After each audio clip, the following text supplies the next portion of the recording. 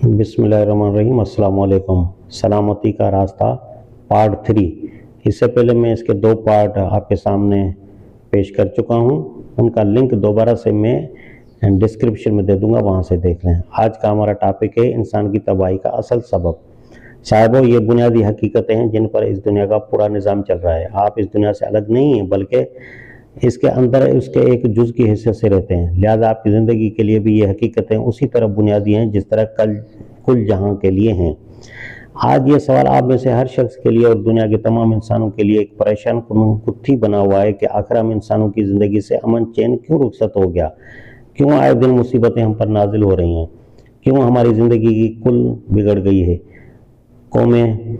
कौमों से टकरा रही हैं, मुल्क मुल्क में खींचातानी हो रही है, आदमी आदमी के लिए भेड़िया बन गया है, लाखों इंसान लड़ाइयों में बर्बाद हो रहे हैं, करोड़ों और अरबों के कारोबार गारत हो रहे हैं, बस्तियों की बस्तियां उजल रही हैं, ताकतवर कमज़ोरों को खाए जाते हैं, मालदार गरीबों को लूट देते हैं, हुकूमत में जुल्म है, अदालत में बेइंसाफ़ी है, दौलत में बदमस्ती है, इक़्तिदार में गुरूर है, दोस्ती में बेवफाई है, अमानत में खयानत है, अखलाक में रास्ती नहीं है, इंसान पर से इंसान का एतमाद उठ गया है, मज़हब के जामे में लामज़हबी हो रही है, आदम के बच्चे लातादाद गुरोह में बटे हुए हैं और हर गुरोह दूसरे गुरोह को दगा, जुल्म, बेईमानी, हर मुमकिन तरीके से नुकसान पहुंचाना कार सवाब समझ रहा है।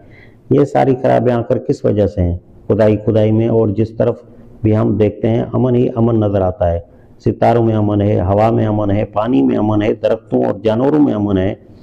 तमाम मखलूक़ात का इंतज़ाम पूरे के अमन के साथ चल रहा है। कहीं फसाद बदनज़मी का निशान नहीं पाया जाता, मगर एक इंसान ही की ज़िंदगी क्यों इस नेमत से महरूम हो गई? ये एक बड़ा सवाल है जिसे हल करने में लोगों को सख्त परेशानी पेश आ रही है, मगर मैं पूरे इत्मीनान के साथ इसका जवाब देना चाहता हूँ। मेरे पास इसका मुख्तसर जवाब ये है कि आदमी ने अपनी ज़िंदगी को हकीकत और वाक़े के खिलाफ बना रखा है, इसलिए वो तकलीफ उठा रहा है, और जब तक वो फिर उसे हकीकत के मुताबिक न बनाएगा कभी चैन न पा सकेगा। आप चलती हुई रेल के दरवाजे को अपने घर का दरवाज़ा समझ बैठे और उसे खोलकर बेतकल्लुफ़ इस तरह बाहर निकल आएँ जैसे अपने मकान के सहन में कदम रख रहे हों, तो आपकी इस गलतफहमी से न रेल का दरवाज़ा घर का दरवाज़ा बन जाएगा और न वो मैदान जहां आप गुजरेंगे घर का सहन साबित होगा। आपके अपनी जगह कुछ समझ बैठने से हकीकत ज़रा भी न बदलेगी। तेज़ दौड़ती हुई रेल के दरवाजे जब आप बाहर तशरीफ़ लाएंगे तो उसका जो नतीजा ज़ाहिर होना है वो ज़ाहिर होकर ही रहेगा। ख्वाह टांग और सर फटने के बाद भी आप ये तस्लीम न करें कि आपने जो कुछ समझा था गलत समझा था। बिल्कुल उसी तरह अगर आप ये समझ बैठें कि इस दुनिया का कोई खुदा नहीं है, या आप खुद अपने खुदा बन बैठें या खुदा के सिवा किसी और की खुदाई मान लें, तो आपके ऐसा समझने या मान लेने से हकीकत हरगिज़ न बदलेगी। खुदा खुदा ही रहेगा। उसकी ज़बरदस्त सल्तनत जिसमें आप महज रैयत की हैसियत से रहते हैं, पूरे इख्तियारात के साथ उसी के कब्ज़े में रहेगी। अलबत्ता आप अपनी गलतफहमी की वजह से जो तर्ज ज़िंदगी अख्तियार करेंगे उसका निहायत बुरा खमियाजा आपको भुगतना पड़ेगा। ख्वाह आप तकलीफ़ें उठाने के बाद भी अपनी इस गलत ज़िंदगी को बजाय खुद सही समझते रहें। पहले मैं जो कुछ बयान कर चुका हूँ उसे ज़रा अपनी याद में फिर ताज़ा कर लीजिए। खुदावंद आलम किसी के बनाए से खुदावंद आलम नहीं बना है। वो उसका मोहताज नहीं है कि आप उसकी खुदाई माने तो वो खुदा होगा। आप ख्वाह माने या ना माने, वो तो खुद खुदा है। उसकी खुदाई खुद अपने ज़ोरों पर कायम है। उसने आपको और उस दुनिया को खुद बनाया है। ये ज़मीन, ये चाँद और सूरज और ये सारी कायनात उसी के हुक्म के ताबे है। इस कायनात में जितनी क़ुव्वतें काम कर रही हैं सब उसी के ज़ेर हुक्म हैं।